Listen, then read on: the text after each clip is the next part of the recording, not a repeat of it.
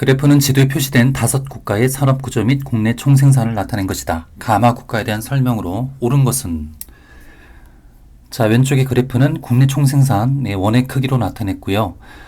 3차와 2차의 산업구조를 나타냈습니다. 자, 오른쪽의 지도를 보면 여기가 중국이죠. 중국, 그리고 일본, 여기 남부아시아, 인도가 되겠고요. 네, 여기는 인도네시아입니다.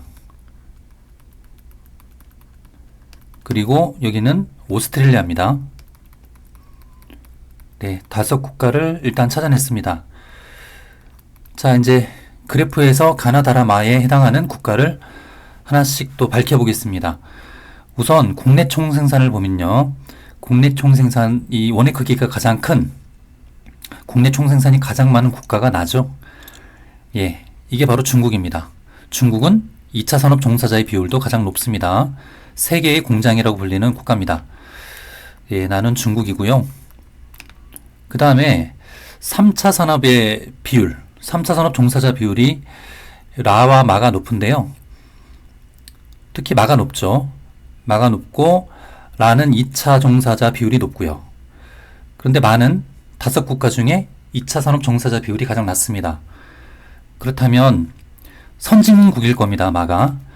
예, 3차 산업 종사자 비율이 가장 높기 때문에 그러면 중국, 인도, 인도네시아, 일본, 오스트레일리아 중에 선진국은 일본, 오스트레일리아잖아요. 그런데 2차의 비율이 낮은 그런 국가는 어딜까요? 네, 이거는 오스트레일리아입니다. 네, 오스트레일리아.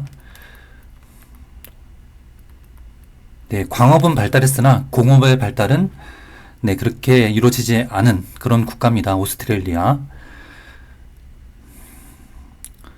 자, 그러면 나는 뭐겠어요? 국내 총생산은 예, 나 다음으로 크죠. 원의 크기가. 그래서 라가 일본이 됩니다. 네, 3차의 비율도 꽤 높은 편이고요. 2차의 비율도 높아서 공업이 발달한 선진국이다. 이렇게 이제 판단할 수가 있죠. 라는 일본이 되고요. 자, 이제 가와 다가 남았습니다. 가와 다. 인도와 인도네시아 중에 국내 총생산, 이 원의 크기를 통해서도 확인할 수 있는데, 알 수 있는데 인도가 예, 인도네시아보다는 국내 총생산이 많습니다. 경제 규모가 크기 때문에요. 그래서 가가 인도가 됩니다. 네, 다가 인도네시아가 되고요. 자, 이렇게 5국가를 모두 밝혀냈습니다. 자, 이제 선지로 가볼게요.